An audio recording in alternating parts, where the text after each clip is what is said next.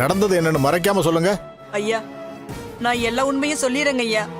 என் புருஷன் குடிச்சு குடிச்சு உடம்புக்கு முடியாம இருந்தாரு. அவருக்கு ஆபரேஷன் பண்ணணும், 2 லட்சம் வரைக்கும் செலவாகணும் டாக்டர் சொன்னாருங்க ஐயா. அவ்வளோ பணத்துக்கு நான் எங்கய்யா போவேன்? பத்மா மாட்ட கேட்டு பாருன்னு என் வீட்டுக்காரர் சொன்னாருங்க ஐயா. அதான் அவங்க வீட்டுக்கு போனேங்க ஐயா.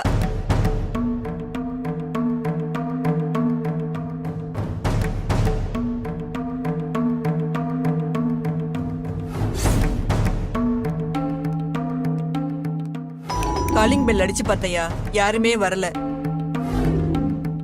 அம்மா அம்மா அம்மான்னு கூப்பிட்டு பார்த்தாங்க, யாருமே திறக்கல.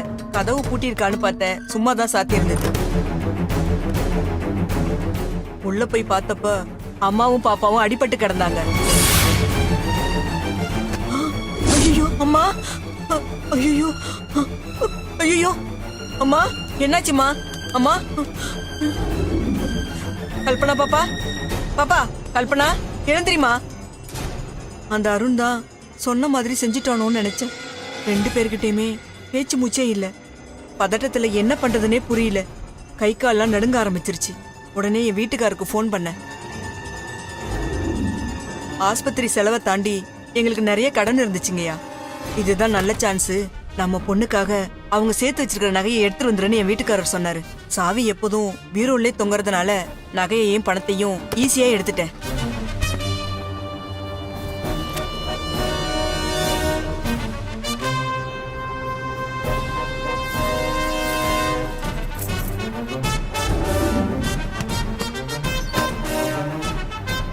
நான் பணத்தையும் நகையையும் எடுத்துட்டு கிளம்பும் போது நான் எடுத்துட்டு போன நகையிலேருந்து ஒரு மோதிரம் கீழே விழுந்துருச்சு.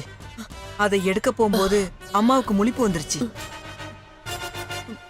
எங்களுக்கு துரோகம் பண்றியான்னு அம்மா சத்தம் போட ஆரம்பிச்சிட்டாங்க. நான் மாட்டிக்க போறேனோன்னு எனக்கு பயமாயிடுச்சு. ஏய், என்ன பண்ற? எங்களுக்கு துரோகம் பண்றியா? ஏய், மடியில என்ன? ஏய், அவங்கள கொன்னாதான் நான் தப்பிக்க முடியும்னு தோணுச்சு. அதனாலதான் கையில கிடைச்ச பைப்பை எடுத்துட்டு போய் அவங்கள அடிச்சேன். ஏய், வேணாம் வேணாம் வேணாடி.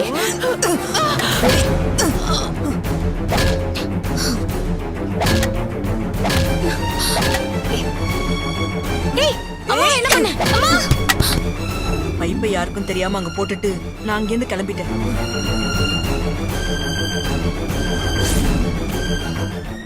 இதுதான் அங்க நடந்தது.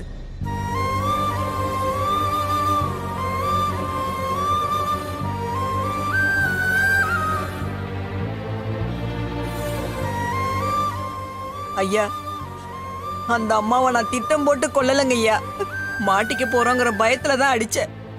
என்ன பெருசா தண்டிச்சிடாதீங்க ஐயா, என்ன மன்னிச்சிருங்க ஐயா.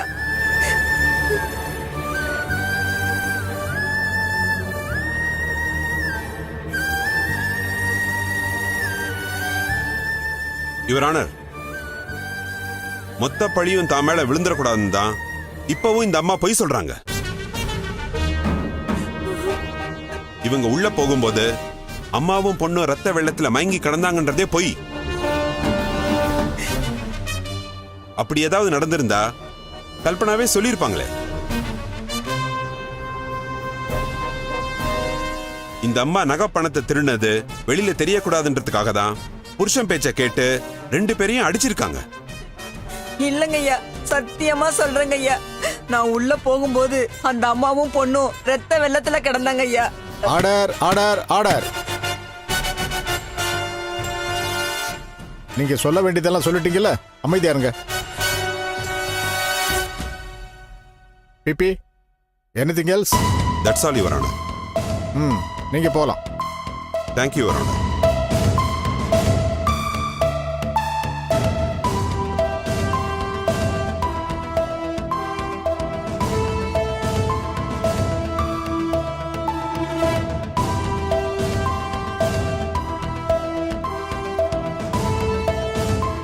கிருஷ்ணா நகரை சேர்ந்த பத்மாங்கிற பெண்மணிய அமுதா தான் கொலை செஞ்சிருக்காங்க அப்படிங்கிறது கல்பனாவோட ஸ்டேட்மெண்ட் மூலமா தெள்ள தெளிவா தெரியுது.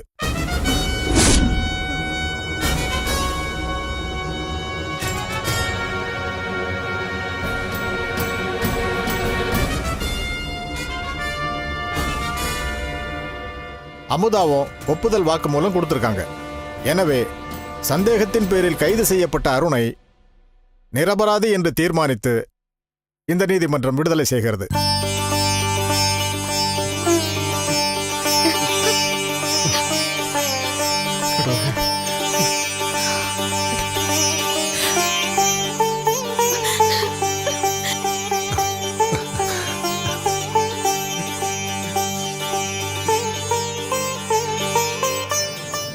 மிஸ்டர் நடராஜன் தரப்பில் குற்றம் சாட்டப்பட்ட தீனனையும் இந்த வழக்கிலிருந்து விடுவிக்கிறது.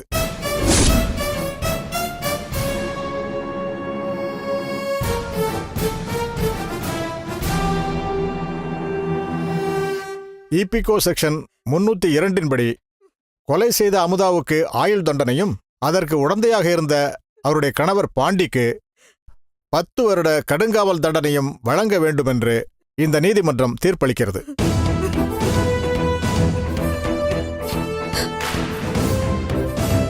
அருண் மீது பொய்யான குற்றச்சாட்டை சொல்லி சரணடைந்த சுகுமார், காசி இருவரையும் காவல்துறை தீவிரமாக விசாரித்து அதன் பின்னணியில் இருப்பவர்களை கண்டுபிடிக்க வேண்டும். அவர்களின் வாக்குமூலத்தின் உண்மைத்தன்மையை ஆராயத் தவறிய காவல்துறைக்கு இந்த நீதிமன்றம் கடுமையான கண்டனத்தை தெரிவித்துக் கொள்கிறது.